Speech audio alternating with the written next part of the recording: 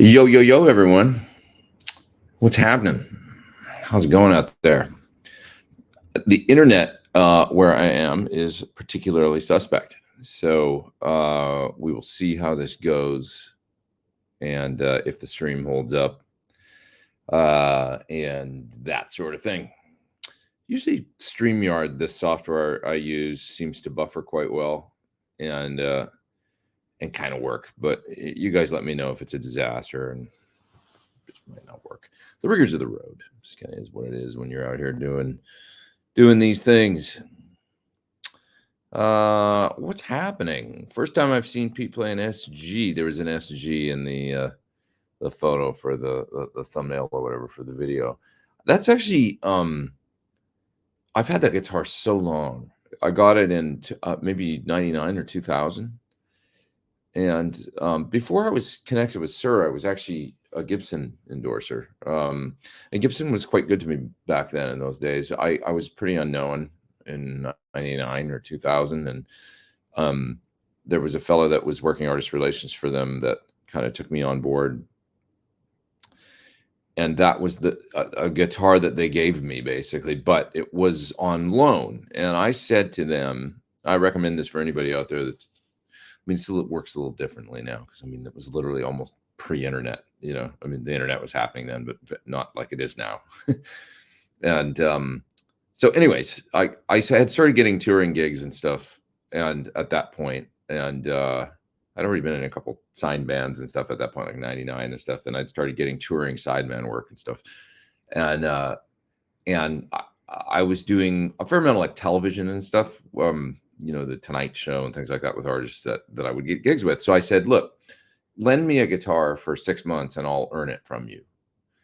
And what I did was I would record, literally, because it was that long ago, on VHS videotapes. I would record every TV show that I ever did with the guitar and that kind of thing. And then I walked into the Gibson office in LA 6 months later and handed them a videotape and goes, here's what, and I said, here's what I did with your guitar. You know, all the kind of prominent shows and stuff like that. And they, the fellow that was there, who's still a friend of mine, his name's Matt.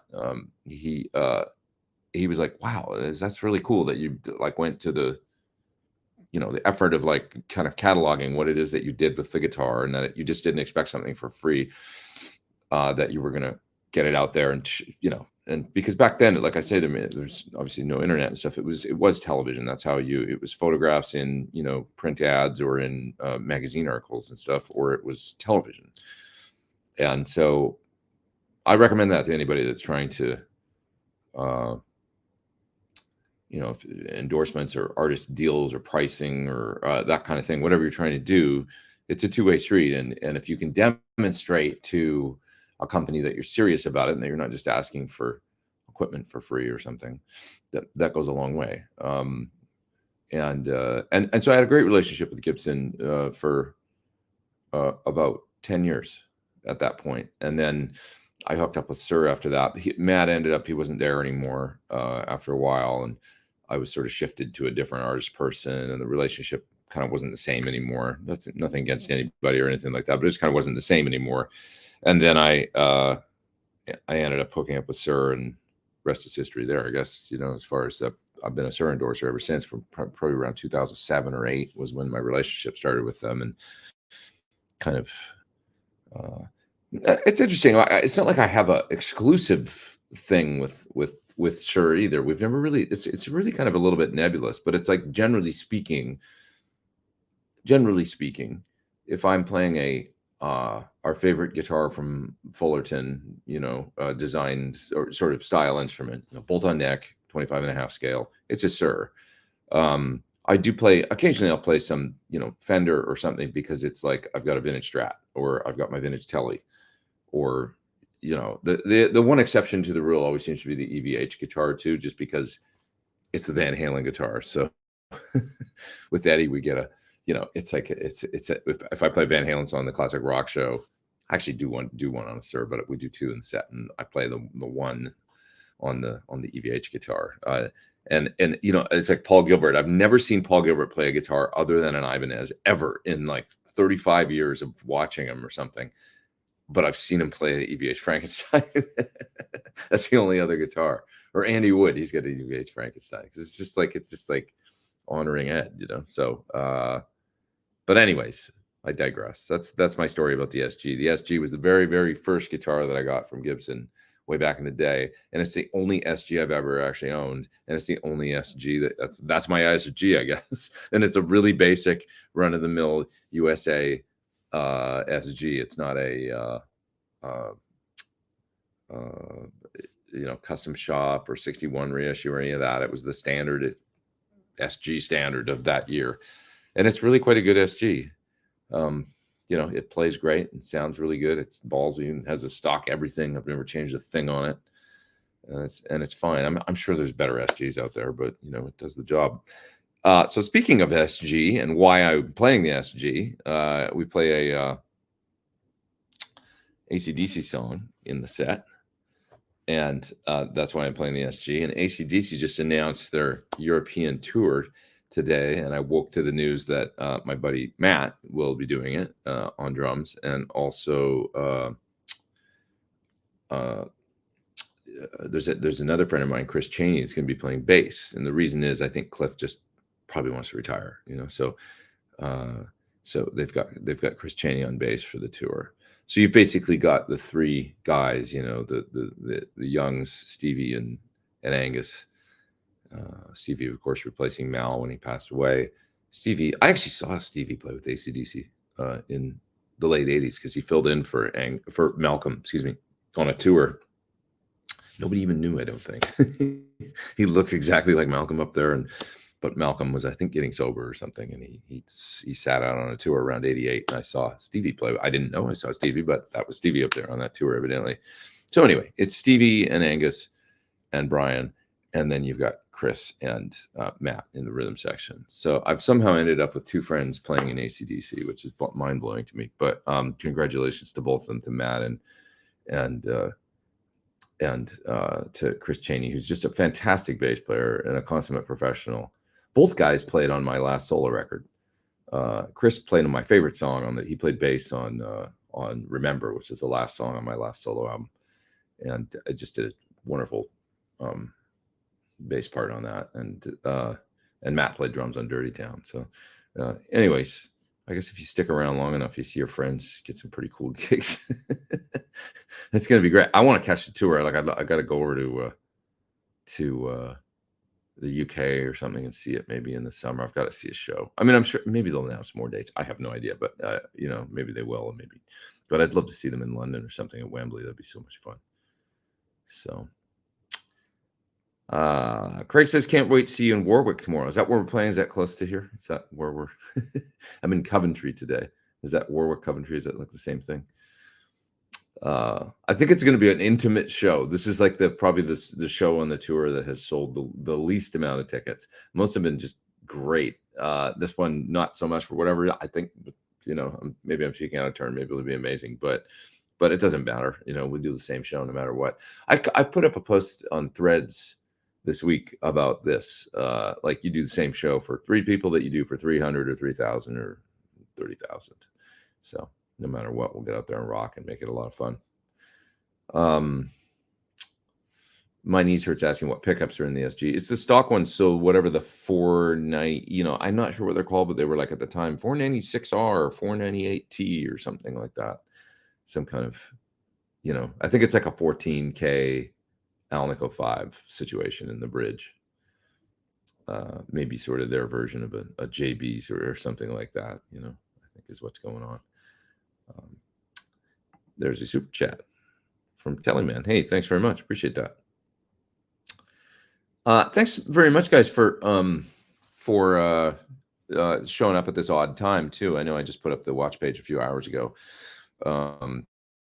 Just doing the Sunday lives here for a couple weeks on Monday. It's not Sunday at all. It's just a live, just because we're gigging every Sunday, and I'm knackered after the gigs and stuff like that. And we seem to have days off on Mondays. So come the last date's the 24th, I think, in Helsinki, Finland, which I'm really excited. We got some exciting gigs coming up this week. I'll tell you about those in a second. But I'll be home after the 25th. This is the day I travel home, I think. And what day of the week that is? Let's see. I'll take a look and I'll tell you exactly what day Sunday Live is returning on Sunday. See, I'm traveling home that day, so it'll be on Monday again. It'll be Monday for the next 3 weeks because I'll be flying home on the 25th. Yeah, just kind of like the way the schedule has worked out. Sundays just got blown out of the water for the last for about 4 weeks here. So I'll do it on the 26th, and then the following week, which will be March 3rd, I will return in March to Sundays. Yeah. All right. What else we got here? Let's see. Daniel says, thanks for that super chat there. Just bought a Thornbucker Plus for my PRS McCarty 594. What's the difference sound-wise between that one and the Thornbucker 2? Thornbucker 2 it's a little bit hotter wine, but it's a Alnico 2, so it's going to be warmer a little. The Thornbucker Plus will probably have a little bit more open clarity kind of thing. So one's maybe a little better for gain, and the other one's maybe a little better for the PAF telly on steroids thing, being the plus. But they're not that fun. It's a different magnet for sure, a 2 to a 4, but a 4 is closer to a 2 than a 5 is. So yeah, I really love the Thornbucker. I like them all. I like all these pickups I'm using these days. It's interesting. There's a place for so many different pickups. It's interesting. Suhr pickups in general sound really good to me, but I'm also loving the HSS Plus that's in my or SSH Plus. I always screw up the order, HSS or SSH.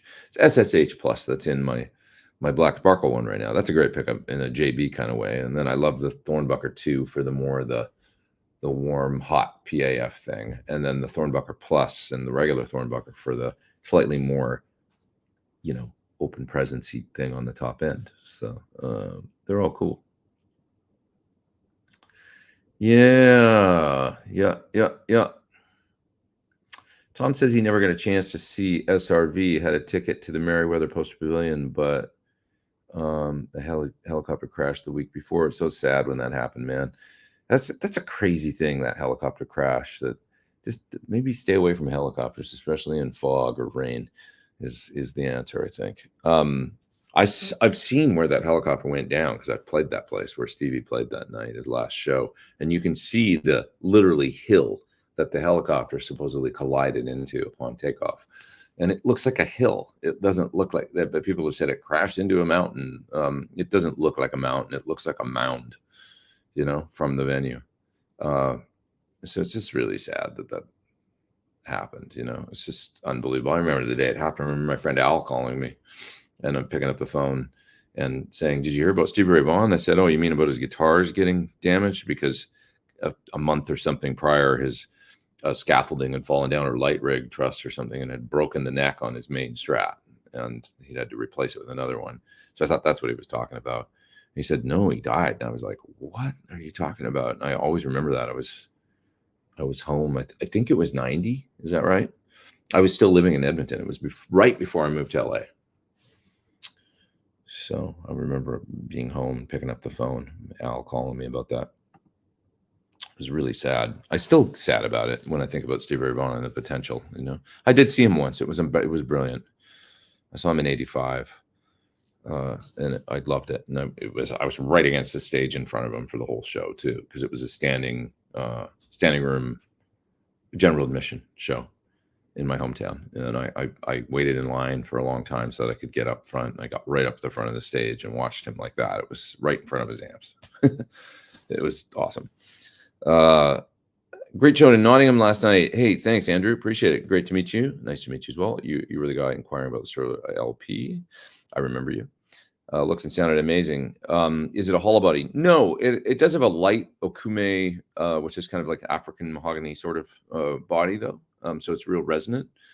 Not hollow, but it has a great, very alive kind of tone. Yeah. John says that the Thornbucker Plus sounds great in his PT. Sig, go figure, the TB2 sounds great in my Super Strat. Awesome.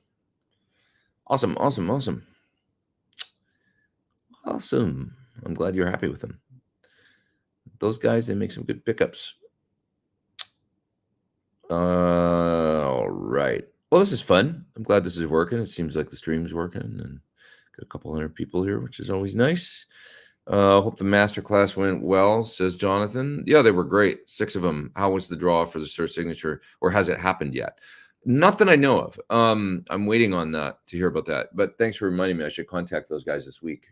It's just Monday today, so I'll hit them up this week and ask them how we're gonna go about selecting the winner. And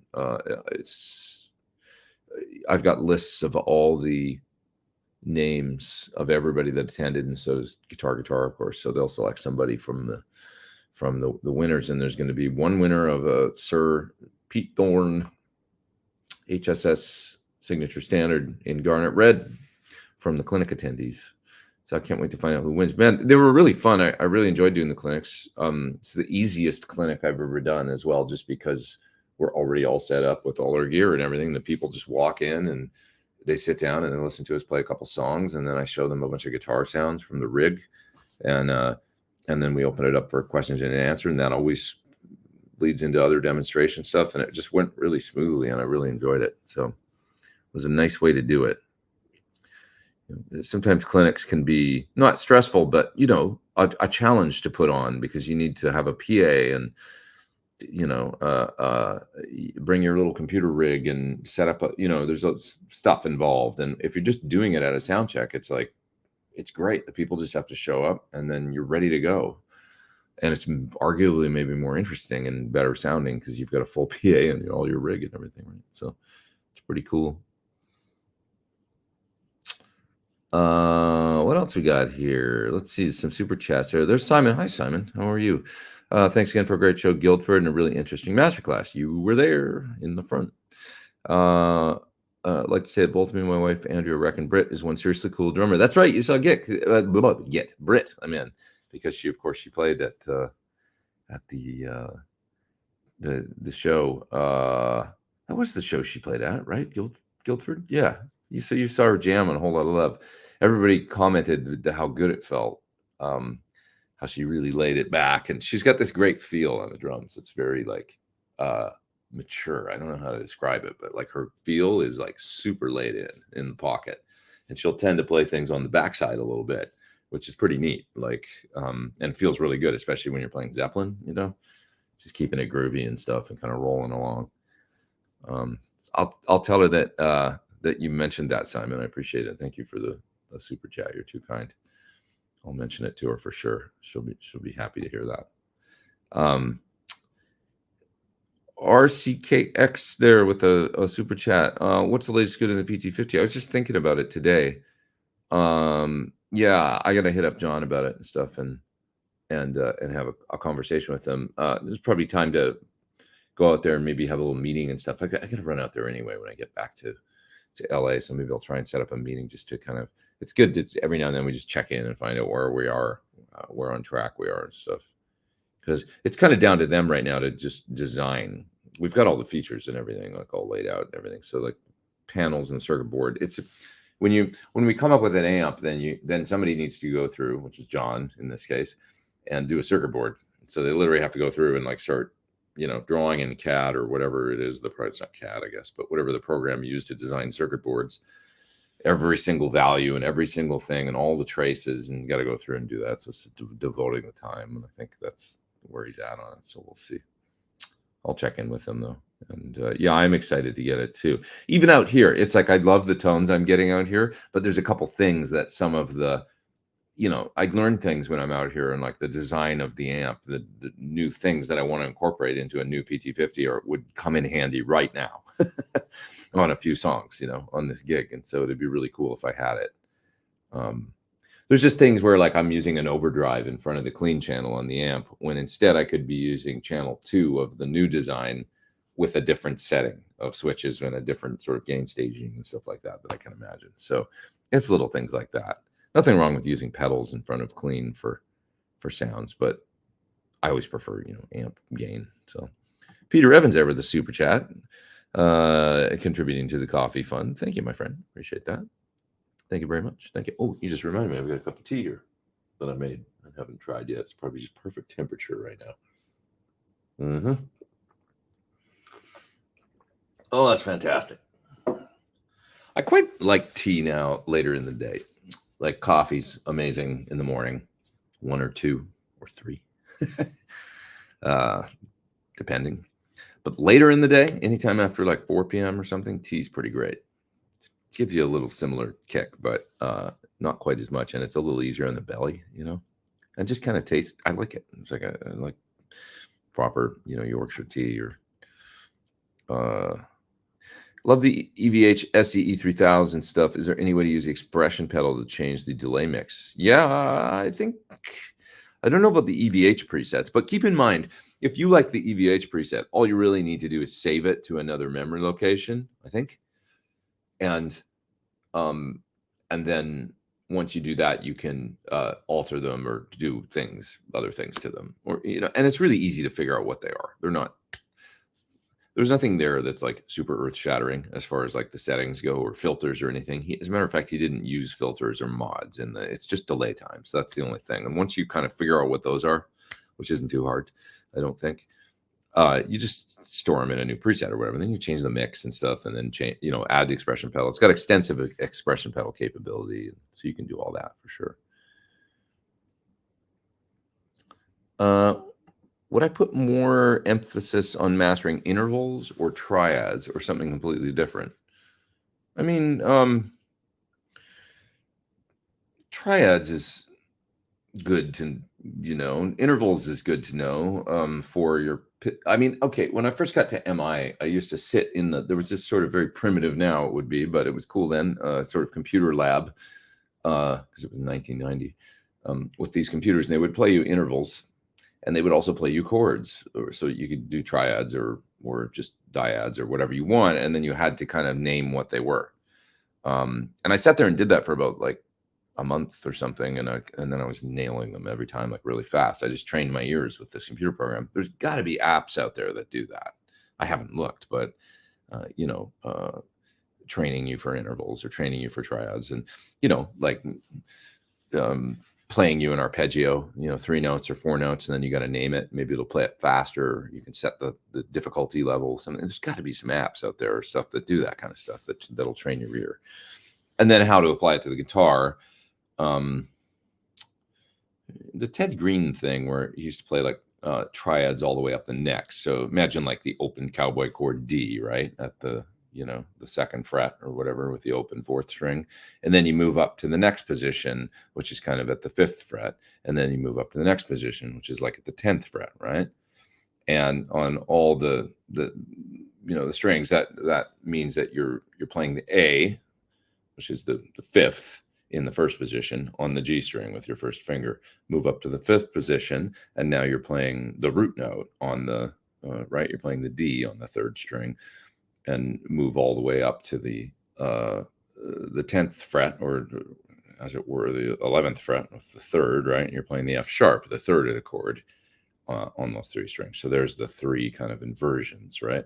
All the way up, the 5th, the root, the 3rd, kind of all the way up the 3 strings. Now you do the same thing on the next set of 3 strings, the 2nd string, 3rd string, and 4th string. Same positions, the D. So in the 2nd position, you'd be playing the F sharp, the 3rd in the bass, and then you'd be playing the A on the 3rd string, and you'd be playing the root on the top. Wish I had a guitar in my hands, but I don't. I could show you.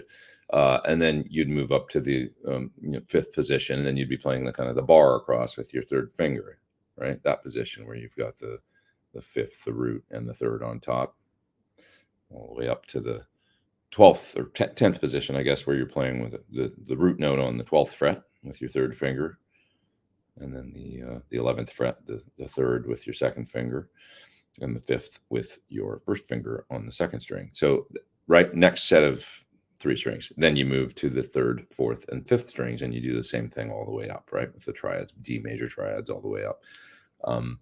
You can do that with you can also do that with 7th chords, or with, then you'd have 4 shapes all the way up because there's 4 notes in the chord, diatonic. So it's endless. And that was kind of like a Ted Green things. And when you visualize that way, you see those little triad shapes all the way up the neck.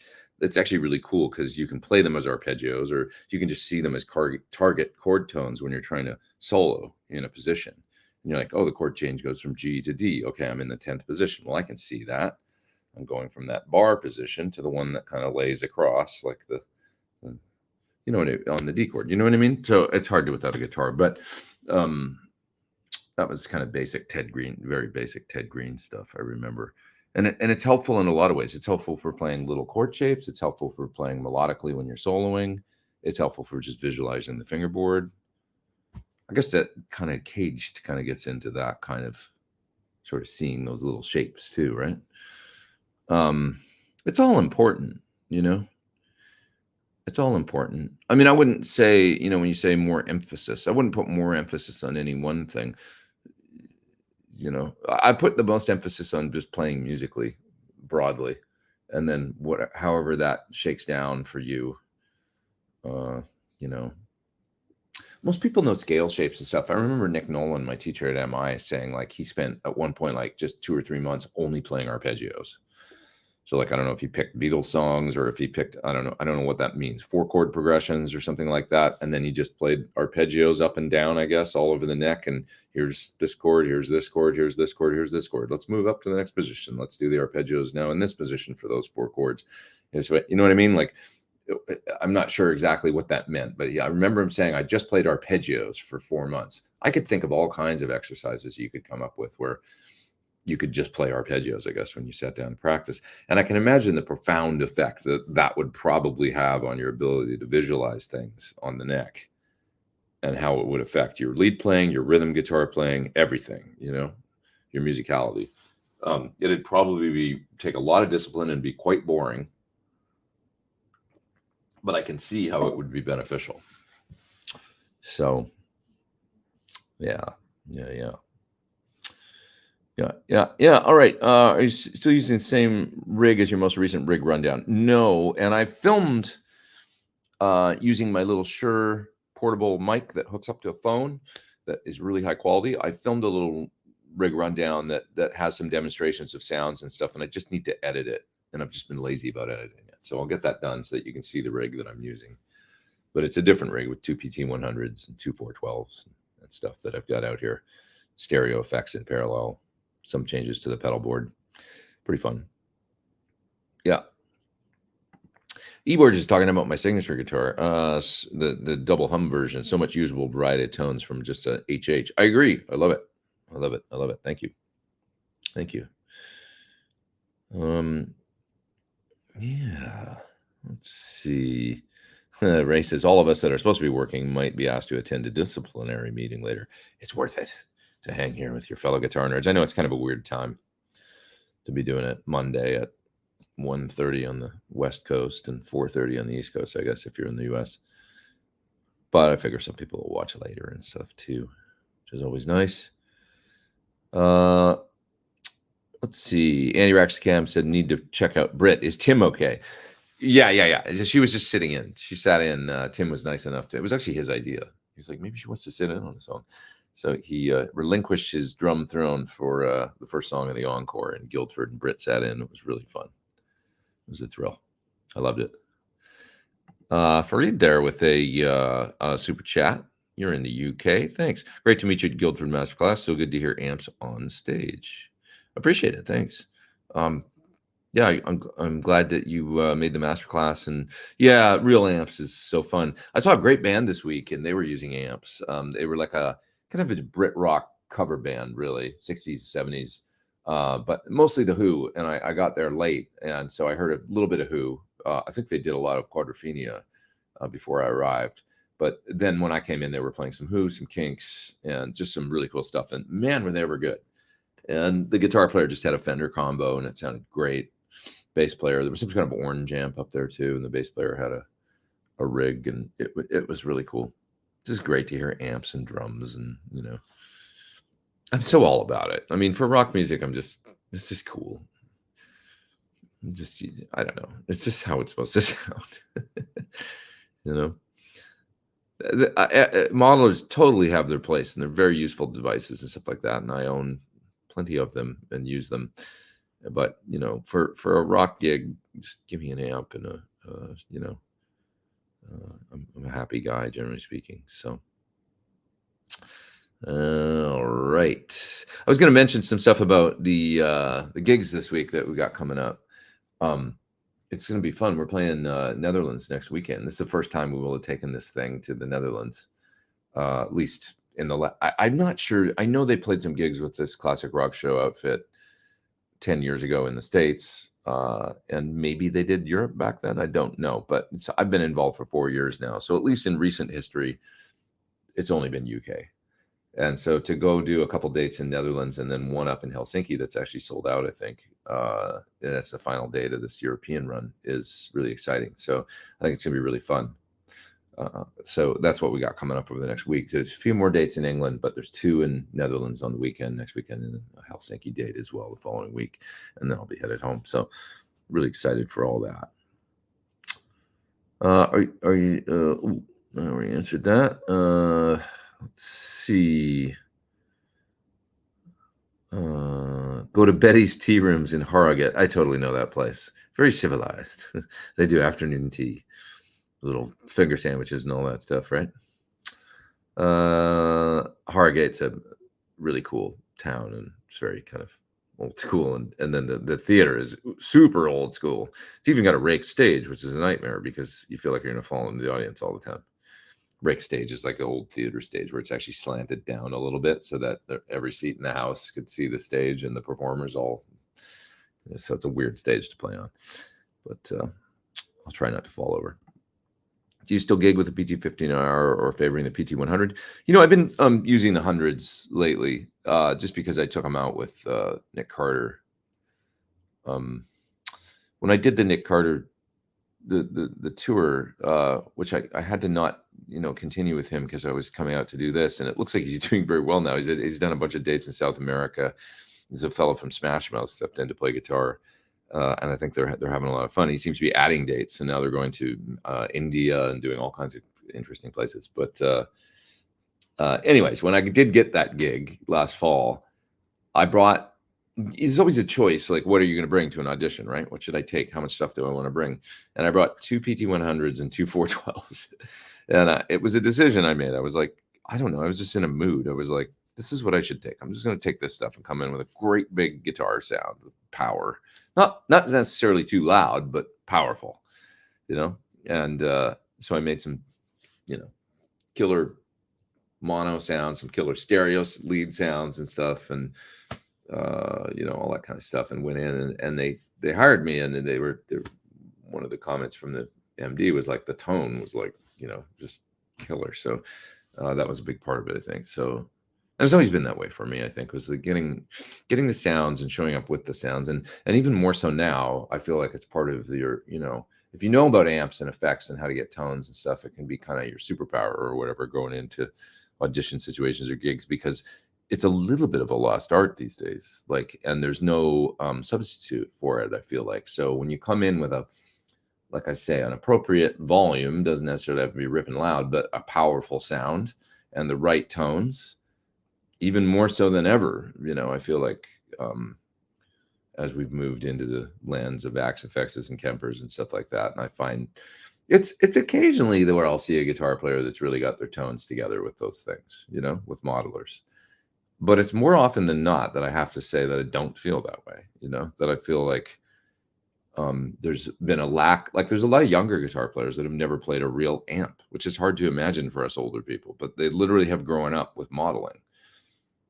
If they're 20, 21 years old, maybe they've never played a tube amp. It's hard to believe, right? But it just think about it. It's like the modelers have been around for long enough now and it just seems to be, it's convenient and you can get a lot of sounds and like whatever, but they don't understand the power of what it is like to play, a real amplifier, the proper tube amp with some power and how to control that and all that.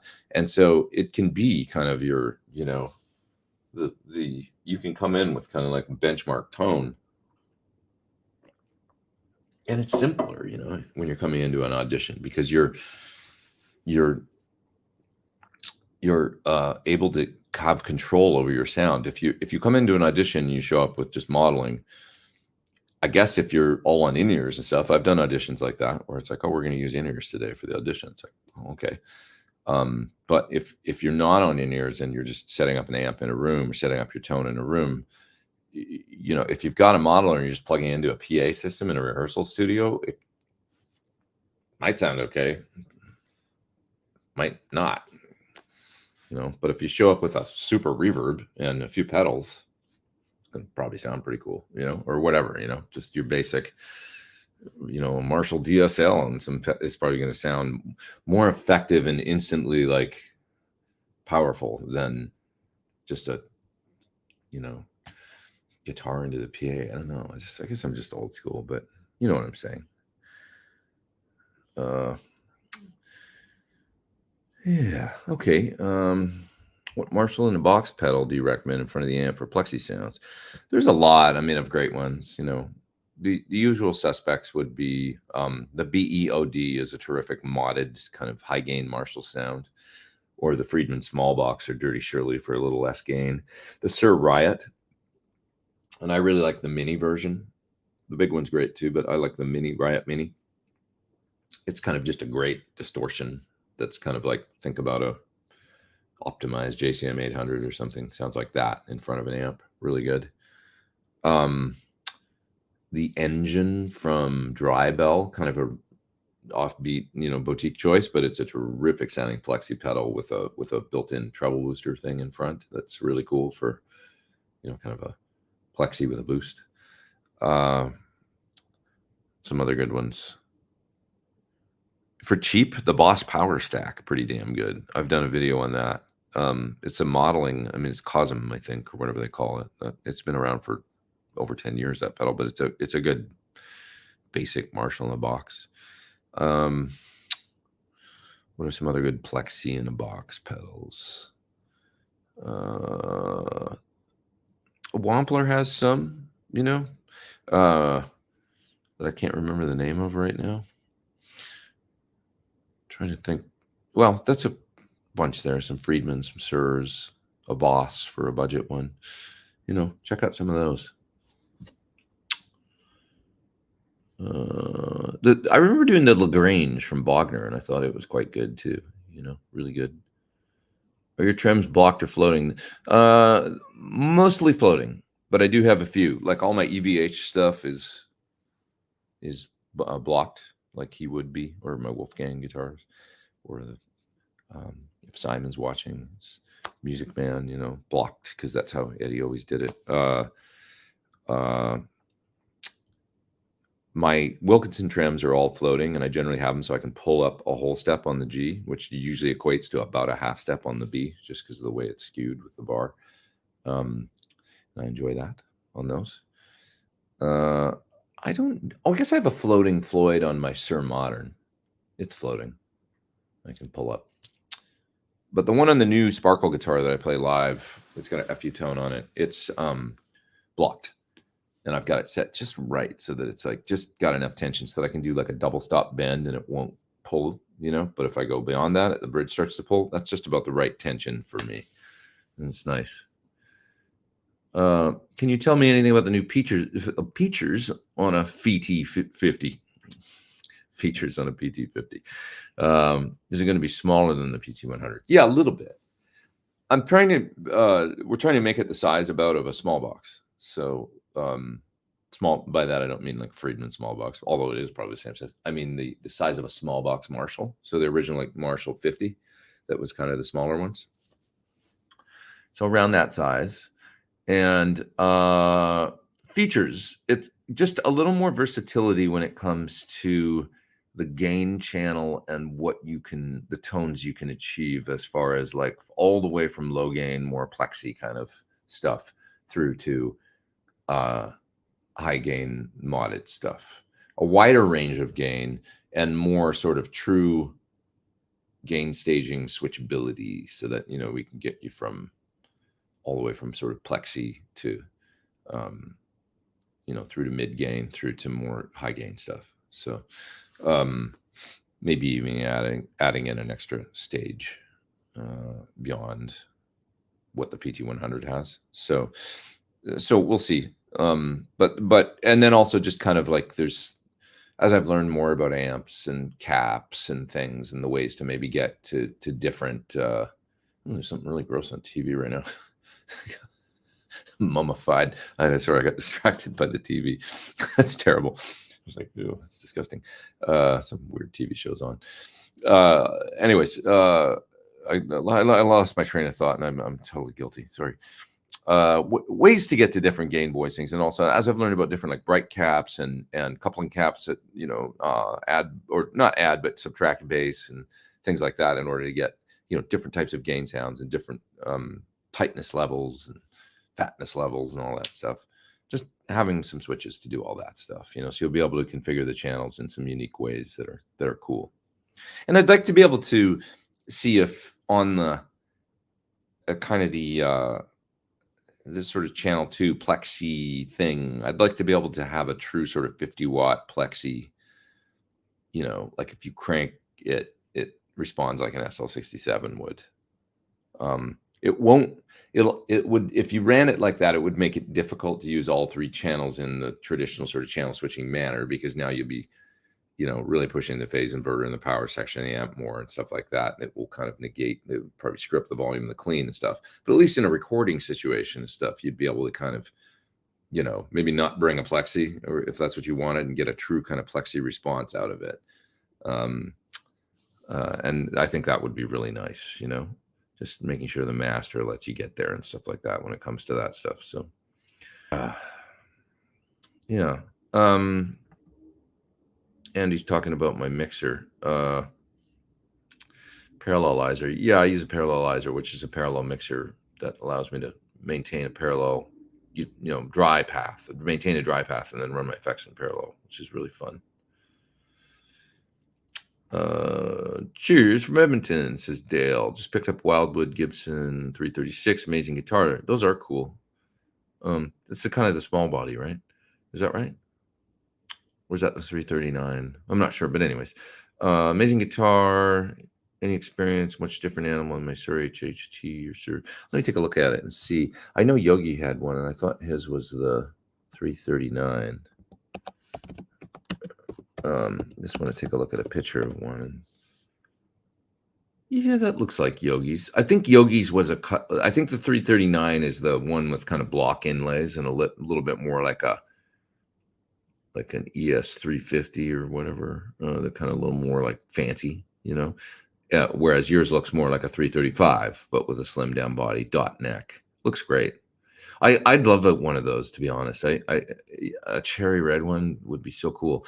They're a nice size guitar, and I always thought Yogi's was really cool. Like we used to play it with Cornell a lot when we a Tobacco Sunburst one. It was really nice. I think it had a Bigsby on it. Cool guitar. Just neat, slim down. It's awesome. Enjoy it. I hope you have fun with it. Yeah.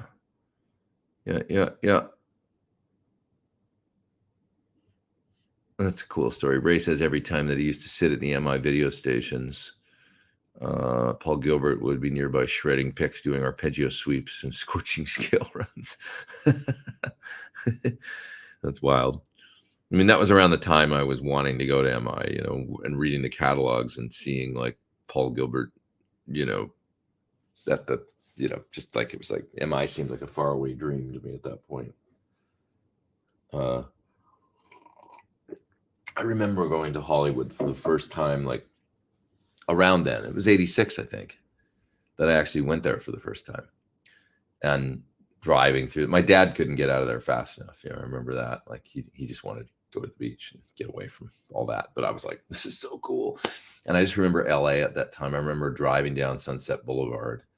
And, it's not called Sunset Boulevard for nothing, because the sunsets can be pretty outstanding sometimes. And I remember it being like a really cool sunset. And I remember there being like a Rat billboard for the new Rat album. And I'd never seen a billboard for like a rock record. They didn't have that in Edmonton. They had billboards for tire shops or, for McDonald's or something. But there was a big billboard for the new Rat album, like on Sunset Boulevard with the cools. And I'd probably just gone to Guitar Center for the first time. And I was like, this rules right now. That's all I wanted to do. And I don't think I wouldn't have made it to MI then. it's all a bit of a blur, but like when I finally made it to MI for a tour and all that, that would have been when I was really getting serious about going to MI. That would have been Christmas of '89 when we were in California on a vacation, and I was thinking about going in the fall of '90. So Christmas of '89, going there with my parents and taking a tour of MI, and it was I remember I had already sent in a audition tape because you had to send a cassette tape back in the day to get into the school, as well as like a little entrance test or something.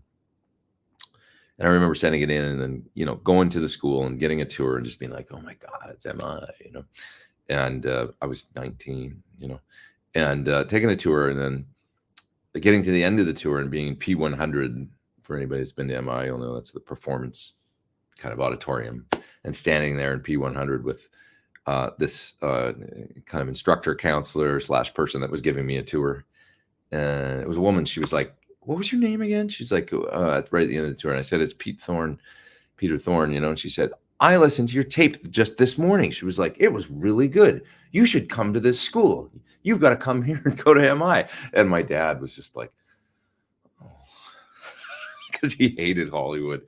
And Hollywood was gnarly then, so I understand why he hated it. But I was so excited to go there, and he was just like shaking his head like, oh no. I could just see the look on his face, like, this is actually going to happen, isn't it?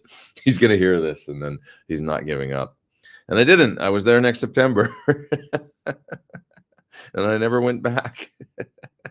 So there you go. This is kind of funny, but it all worked out okay, I guess. I had listened to Groomed Noodler earlier. Man, what a great song. Thanks. How did you come up with that song? Well, first of all, the title came from somebody on Huge Racks that was pissed off at me and John Suhr about something. I don't know. They just had some bug up their ass about me and Suhr, and they called me the Groomed Noodler. They said the Groomed Noodler and his gear pimp, referring to John Suhr. I was like, the Groomed Noodler, that's awesome. So I had written this little track or whatever, and I thought, well, there's my title, because the hardest thing is to come up with titles of instrumental guitar songs. Like, what do you call them, right? Chicken pot pie, or herbal tea, or I don't know, shred frenzy. So there, I had a title, the Groomed Noodler. And I don't remember how I wrote it. Oh, I know why I wrote it, though, because I was doing a video for the Suhr SL67. So like with anything that I seem to have done in the past 15 years, if there was some sort of gear video attached, it made it really easy to write a track because I had a purpose for it. I had to write, it was like, oh, I need a Plexi kind of something that shows off the amp. And so I just came up with a track that was pretty dry and just kind of raw tone, and that was how it came about, and that's where the title came from. So but yeah, sometimes I'll listen back to things, I'm like, how did I write that middle section stuff? I can't remember. Like, I remember that whole middle part that I wrote, and I kind of just was like, oh, I'm going to play through kind of like a C sharp minor, I think it is, chord, sort of around fourth position, and then I'm just going to kind of hybrid pick with the pick and these two fingers, and pick little 2-note groupings of strings and try and move around and play like almost like Smoke on the Water style chords, but different, little inversions and stuff like that. And I was trying to come up with a little breakdown section in the middle or whatever. So I was like, I guess there's that framework where I was like, oh, I'll do that thing. Like, I'll play these little chords and come up with a weird little, and I guess it's kind of an odd bar length. I don't think it's odd meter. It's been a long time since I played the song, so I would have to go back and revisit it. I did it live once at the Suhr factory party in 2014, 10 years ago. Oh my God. It's the only time I ever played that song live. Rockin' Jay's asking about the mic, the Shure mic for phone. Yeah, it's really good. I can't remember what it's called right now, but it's called maybe M88 Plus or something. And it's like a little mic kit that comes, and it's got a little phone tripod with it. And then you can clip the microphone in. It's stereo. And yeah, it works great. Sounds great. Terrific for making little videos or recording bands or You can, yeah, it's got a nice integrated app that lets you lower the mic input, and you can see it on the screen. Like you can record video right into the app. So you're not recording into the phone video app. You're actually recording into the Shure app, and on the screen is a level meter the whole time, so you can make sure you're not clipping and just kind of monitor all your stuff. It's really nice. So that's how I shot this little rig rundown, and I'll edit it together. I might need to record more audio examples for it or something, but it's basically like the descriptions of the gear and stuff are pretty good, I think. So yeah. Any tips for protecting your ears when playing with a loud drummer in a little room and you don't have a monitor mix for in-ears? I would just get some frequency compensated plugs that you can deal with. There's a lot of them out there now. Look for musicians' earplugs, just Google it and find some generic ones on Amazon or something and order. Try and find some that you can deal with. There's some that seem to have like different levels, like where you can kind of open and close the filters on them and stuff. I got some that I think Diodario makes a pair. As a matter of fact, I probably have them. Like here, just a sec. I'll see if I can find them in my bag here, because I think I have them with me. The Diodario ones. I've had varying success with this kind of stuff, these sorts of things, but oh shit, they fell out. They're probably in, I don't know where they ended up. I had a little pack in here with them, and they seem to have fallen out. They're probably in my, I kind of don't, oh, there they are. I understand what happened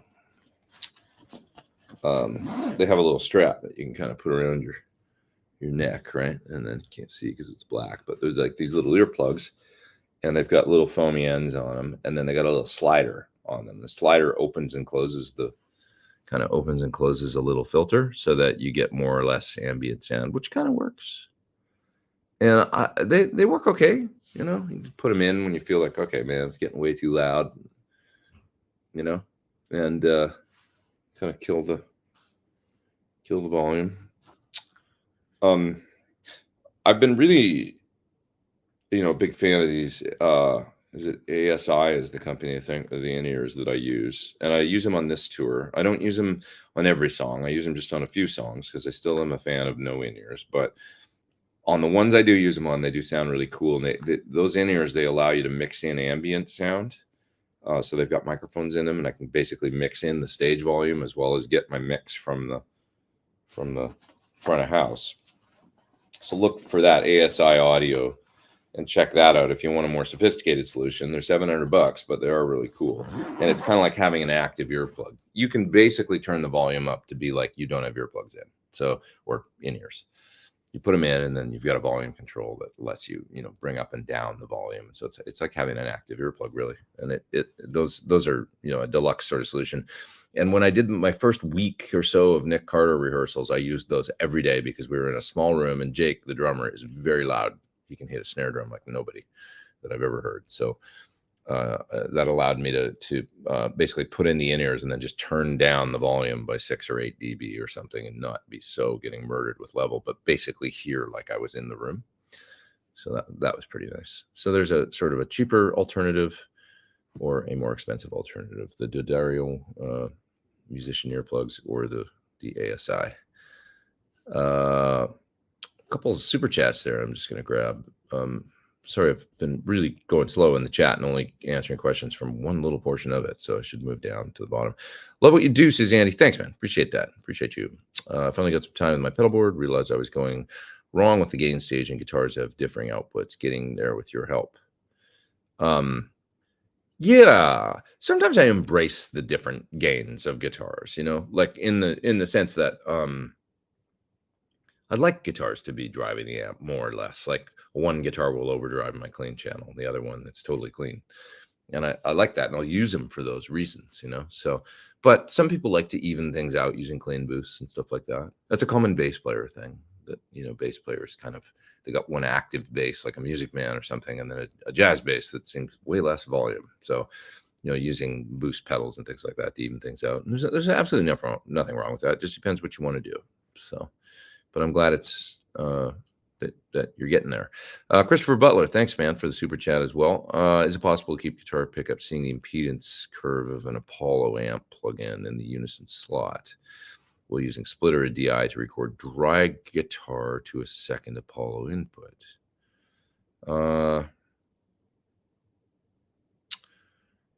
Let's see why not.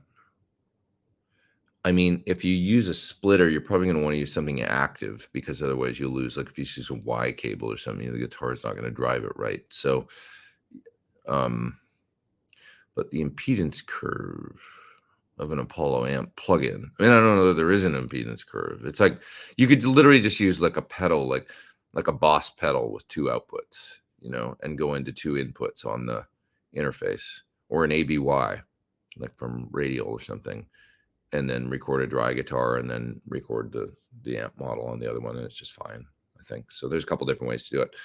Something like the Twin Bones from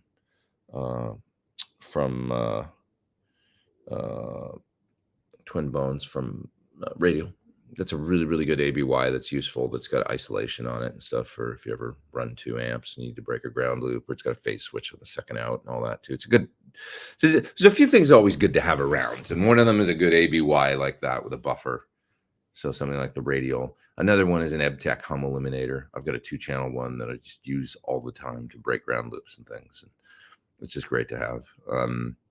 Things that you just want in your kit. Another one's, I've got an MXR Smart Gate that's been in my work box or in my rig or whatever for years, in case I might have to bust it out tomorrow, because I'm playing Harrogate tomorrow. Last year when I was in Harrogate on that same stage, or no, not tomorrow, sorry, in 2 days, playing Harrogate. And that venue had the noisiest friggin' stage, I remember. Just right where my gear was set up was so noisy, and it was just creating just tons of noise. And so maybe I bust out the MXR Smart Gate in a couple of days and incorporate that to help me out. We'll see. And so there's things like that that are just great to have around. And so I wouldn't, as usual with questions, I digress and I talk about all kinds of different stuff that would have nothing to do with or vaguely related to your original question. But something like the Twin Bones will get you there to split the signal. There's much cheaper ways to go to than that probably, but like just a Boss pedal with 2 outputs. You could literally take a Boss chorus or something, because you don't need to ground isolate for what you're doing. So if you've got a stereo pedal, like a stereo chorus, stereo delay, not saying you want to use the effect, you can leave the effect off, but just come out of the 2 outputs and go into, the 2 inputs on the Apollo, and you can record a DI channel and then also record the 1 amp channel, plug-in amp. Yeah. What else we got here? Let's see here. As Johnny says, my bro, love what you do. Or, hey, bro, love what you do. Love to send you my stuff. Could I do that? I honestly don't listen to that much. Like, people will send me things sometimes. Occasionally I do. But it's just purely out of like, there's just so much to do every day. Like when it comes to, but I'll tell you what. Coming up soon, I am going to be doing, I've been brainstorming with my pal, Dennis, about this, because he's going to help me out with this. I am going to be doing like some sort of, we haven't decided on the platform yet, but there's going to be some sort of club thing that's going to be what I'm doing here, but more, and kind of tier based and all that, like you see a lot of people do, So I'm going to have something, and maybe that's a good idea, John, where maybe like, I could, where I promise to listen to your music and get into it, and maybe we have a little rapport about it and feedback and stuff like that. And like, whether it's, not saying you would even want, maybe you just want to play me stuff and you're like, I don't care what you think of it, I like it, which I wholeheartedly support. But there, sometimes people will ask me, the question's commonly like, would you listen to my mix and critique it or something like that, or make suggestions? That's a common thing that people ask. So that's the only reason I was saying that. But and maybe I can incorporate something like that into it, where it's like we could, because I'd love to do stuff like that, but it would just have to be kind of somewhat controlled. Otherwise I'll miss the emails and I'll miss the, you know what I mean? Yeah, just because I'm disorganized. This is why my friend Dennis is going to help me out with this, because I need somebody to tell me what to do and keep me on track. Yeah. So Anyways, all right. But yeah, I want to do something like that. So that's coming pretty soon, and we're brainstorming about it now and how to kind of launch it and integrate it. And it'll, my website is terrible at the moment, so that'll all get redone and it'll be way more modernized and stuff and streamlined so that it makes sense. And it's going to be fun. So, live streams, one-on-one, more like a sort of more streamlined Q&As and stuff like that are, smaller groups and stuff like that. That's only a part of it, I think. And also access to other kinds of things, so we're brainstorming. It's early days. I said I was going to do this by now, kind of like do Patreon or something. Not ruling out Patreon, but we're looking at other platforms and stuff like that too. And kind of, it's just taking a little longer. We're going to figure it out. It's going to be cool. So, yeah. What else we got here? Let's see. It's an interesting question from Lauren. Do you think if one chases tone, it keeps one from developing tone? I think I would just say that there's a lot to be said for the get what you can out of what you have approach that is maybe demonstrated no better than by Mr. Tom Morello, when he had his, sort of undesirable model Marshall from the mid 80s with the 2-channel, with the clean channel, the 2210 or whatever it's called, a PV 412 cabinet, kind of a, whatever his guitar is it performance neck and kind of a kit guitar, and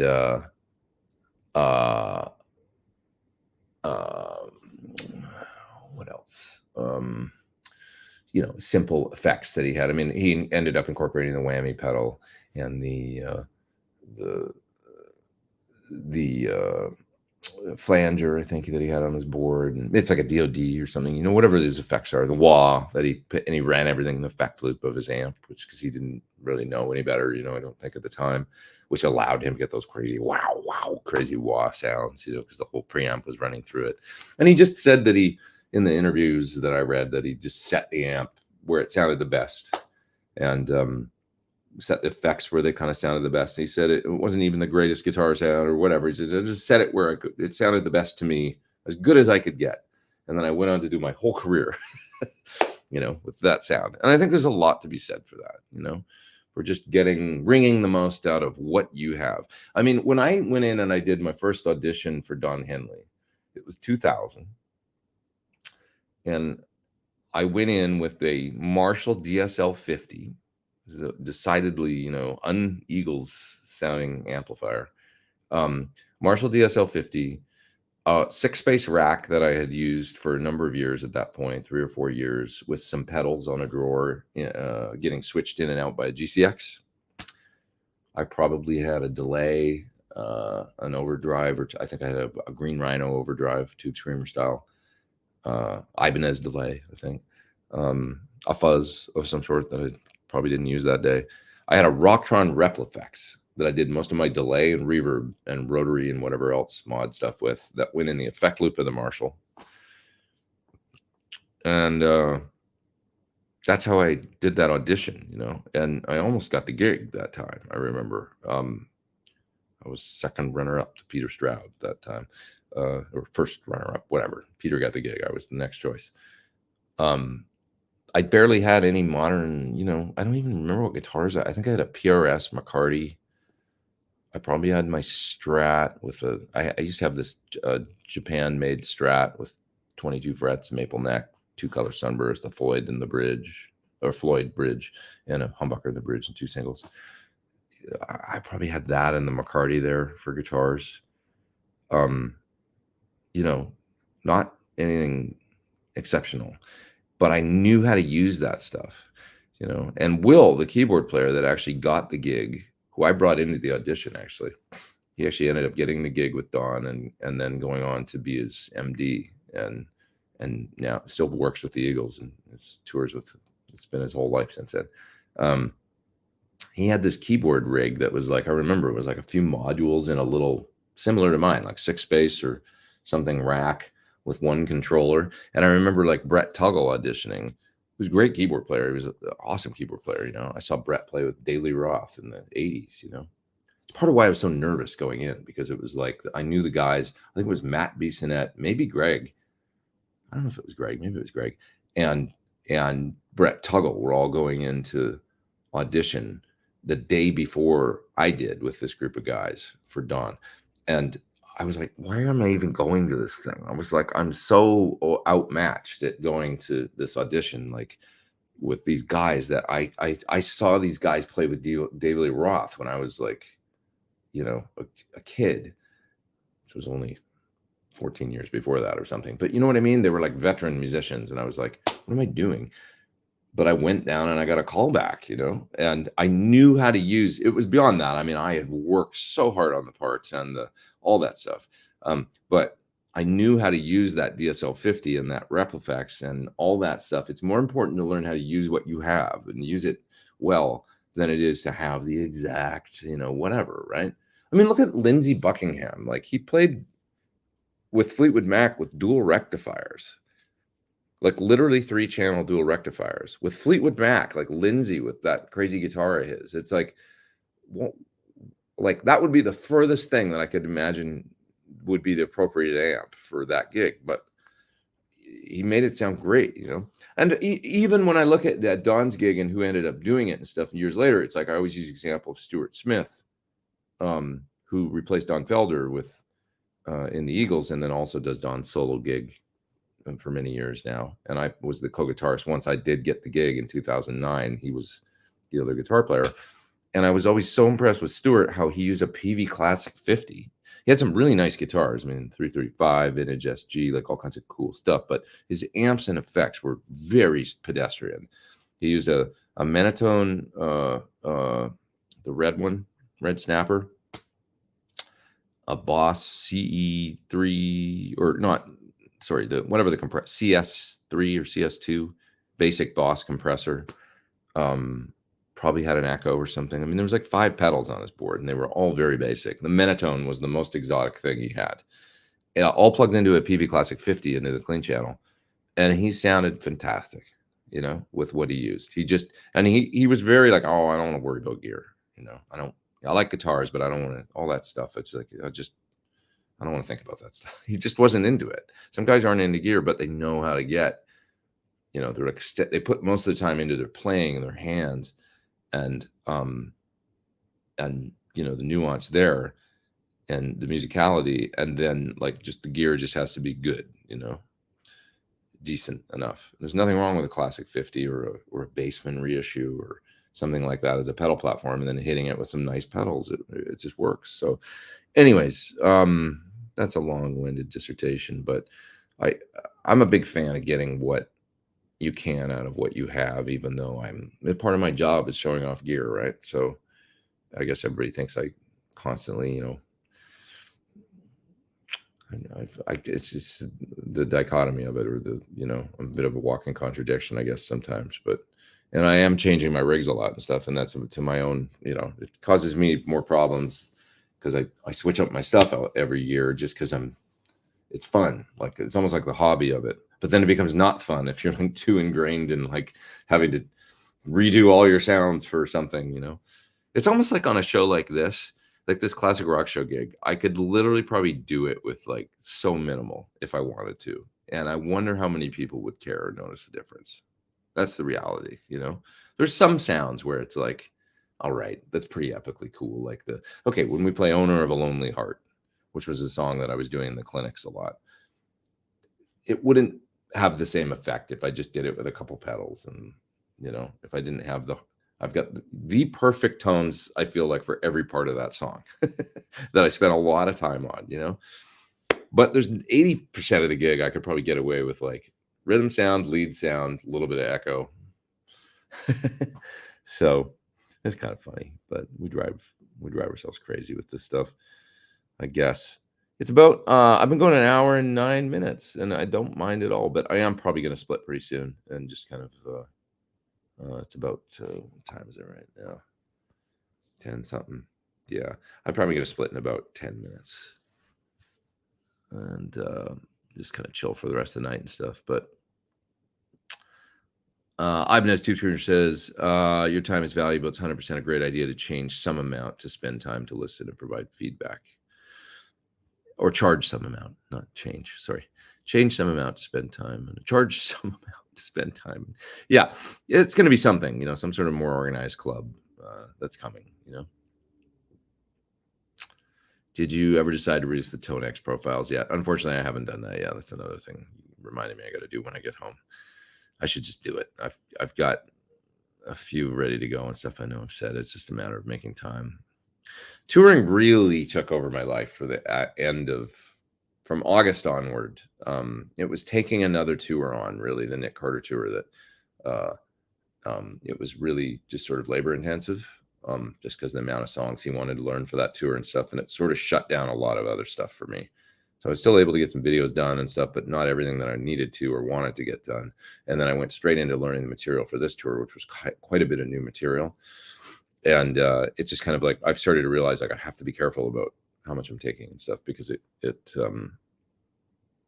just not time for everything, So, first thing I do when I go back to my studio is I'm tearing up the room and organizing it. I've got new cables for my desk, my patch bay and everything. I'm excited to pull the old ones, install new cables, get it all, hopefully just cleaned up back behind my desk and stuff, and pull a bunch. It's like a mess right now of pedals and guitars and stuff. So I just want to go in there and clean up everything and simplify and get it back to where it was when I first got in there a couple of years ago with less stuff, and clean it up a bit and stuff, and just make a nicer workspace for myself. I think just mentally it'll be a nice thing. Your home recordings sound great. Thanks. Do you always go into the studio? So it's not really my home, but it's a separate space, but do you always go into the studio when you're going to release new music, or do it from your home studio?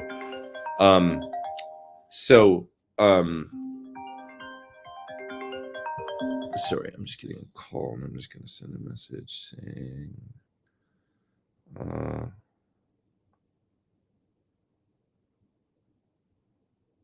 live stream, sorry.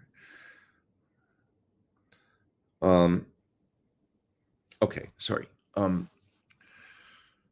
So when I think about the last record I did some, because I had the ability to do a little bit of drums at MySpace. So I did that, recorded drums on Love and Ear and Remember, and maybe one or two other tunes in MySpace. And then I did Dirty Town in a full-blown, it's a friend's home studio, but it's a full-blown room, like a really beautiful high ceiling and gorgeous, it's a proper recording studio. That's where Dirty Town was done. There's a video of us in that room that you can find on YouTube. Where did I do other ones? Blair Sinter recorded some drums for me in his home studio. Kurt Pescara went to his place. He records in his house, but he's got a house with a foyer that has a high ceiling that's like really, and it sounds great. So I did some drums there. So nothing was really done in a commercial facility. I am contemplating this time, like out, if I do, record this year, which I plan on doing, I am contemplating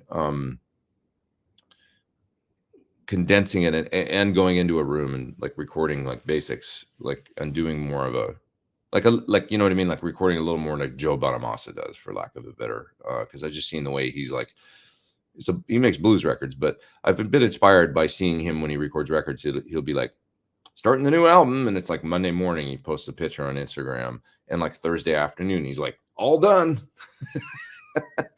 and I know it's blues. So he's going in and probably doing a lot of live takes, like, trio off the floor kind of stuff, doing minimal overdubs. And then, but it seems like he records really fast.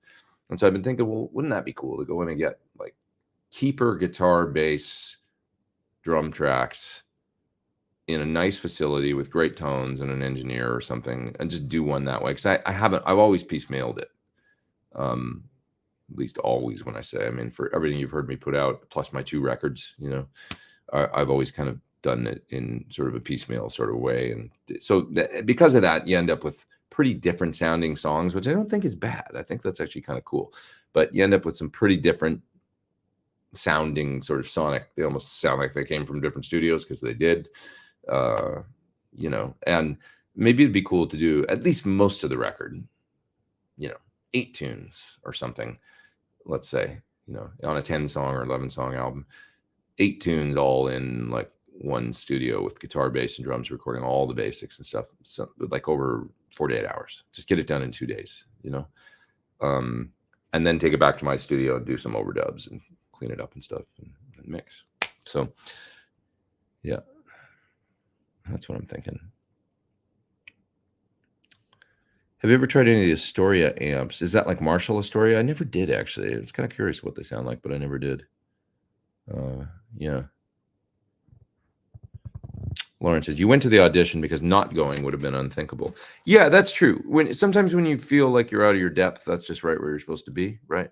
You know, that was the thing with Henley. Like I had to go. I'll tell you what, the day that I went and did the Don Henley audition was so, I can remember driving there to the Culver City to go to the place where we did it, and how nervous I was, and how but I'd prepared so hard.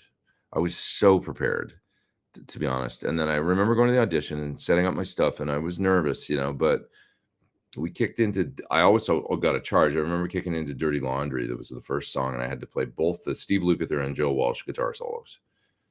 And that was the first song. Boom, right out of the gate. 2 legendary guitar players, you know, played solos on that tune. They're both totally different. And I did it. I don't even remember how I did it, but I did it. And I did it on that Marshall, you know, and with whatever I had at the time. And I just prepared. And I did it. And then we played through another 9 songs that day, you know, and I did it all with this guy that's like this legend standing there. And, you know, I just remember having 2 Clare Brothers wedges, you know, like with like 1,000 watts of clean juice coming at me or more, you know, with the band kicking and it sounded great. And I just remember kicking into the song and going, oh my God, this is so cool. Like being nervous, but also just being like, this is amazing. Like to be here right now and have this opportunity.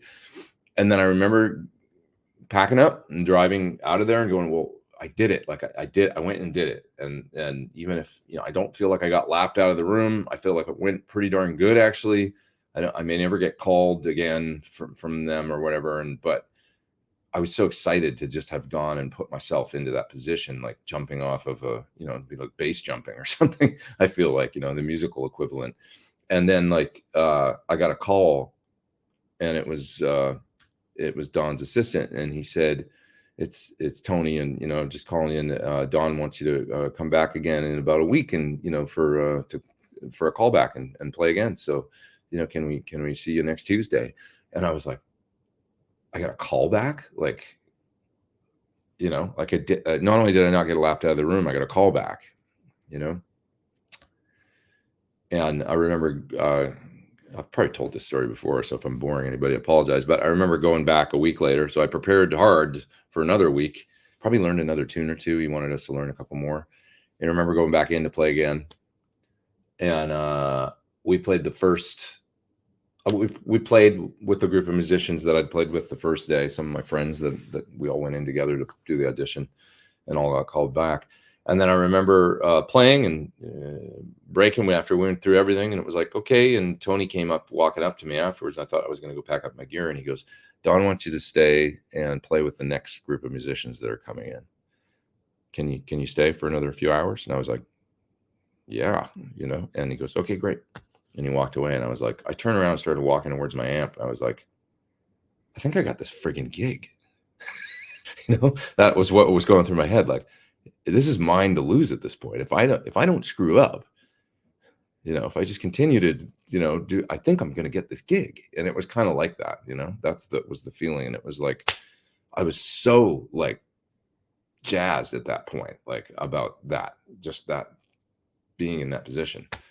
And it wasn't like it was the first gig I'd ever gone out for or anything like that, but it was definitely the first, and still probably I mean, that's probably one of the most prestigious gigs. I don't know if anything else will ever come along in my life like that. Maybe not at that level. Maybe it will, but I hope so, but maybe not, you know? So, but just the fact that it had gone that well up to that point was like a life affirmation thing, you know? That was really powerful for me. So all the hard work and I remember at this point in my life, because the other point about about not having great, but it was serviceable gear, but pretty pedestrian stuff I had at that point, was I didn't have a lot of money at that point. I was pretty broke at that point. Struggling to get by a little bit. And it was like, it was a big shot in the, kick in the ass, like to just keep on the path or whatever, because it seems like it's going places. So just keep working hard, work hard, keep doing what you're doing. And it was, that's kind of like, that's what I took out of that situation, because ultimately I didn't end up getting the gig. Like I said, Peter Stroud got it that time, but 9 years later, I got called back again to go back. And that's when I got the gigs finally. So, which I would have given it to Peter too. He was the right guy. He's a stellar guitar player and he was more experienced than me. I was quite green then, but I got really far in the process. So anyways, that's that story. I've probably told it a million times, but it was a really great experience for me. Flat, do you still think in terms of standard tuning? Yes. No. I don't adjust my thought process. It's basically, I've got a guitar on this tour specifically tuned in F, just because I don't want to think about playing in F. It's a song that we're doing that I think was obviously cut either with a capo or probably tuned up just for or either that was VSO'd, which they did do a lot of recordings. VSO was very speed. Like back in the day, you'll find a lot of songs were sped up in the mixing or mastering process. Sometimes as much as almost a whole step, or not a whole step, a half step, probably not more than a half step, but sometimes a half step you'll find. And it just gives them this little bit of lift in the sound, It was a common thing that people used to do back then. Cut the song and go, this song could just use a little more, like a bump, So anyways, I've got to split you guys. So I'm going to do that, but this has been great. I'm going to do the same thing for next week, I think Monday. And we will see you next week on Monday for another live, just a similar, thing that I'll probably do at a similar time in the evening. It might be a little earlier. I think just because of my situation over here in the UK and stuff like that, that it kind of has to be at this time for me, which isn't super convenient for you guys in the States that have to work on Mondays, but it'll only be for another couple of weeks. And then as of March, I'll be back to, Sunday lives and stuff like that. So, okay. So I appreciate you all. And thanks for listening to my long-winded stories. And Ian just got here. Sorry, Ian. I guess you can watch the replay, but anyways, you guys are the best, and I appreciate you, and thanks for dealing with me through the varying times and all that this show takes. I know it's tough when I come out on the road. The YouTube falls by the wayside a little bit, and I appreciate you all sticking with me and stuff, and listen to me wax on and on and on about stuff. Thanks for sharing that. Auditioning for Henley Stories has been how you describe it, like the equivalent of bass jumping, really brought that into perspective. Yeah, musical stuff. I mean, I remember Bowie, I'll leave you with this. I remember Bowie saying, when you're just a little bit out of your comfort zone, like a little beyond where you feel comfortable, that's probably a great place to be. And I would say this was, maybe at first a lot out of my comfort zone. But as soon as I got in there and I played, I realized that it was just a little out of my comfort zone, which was a great thing, great affirmation that,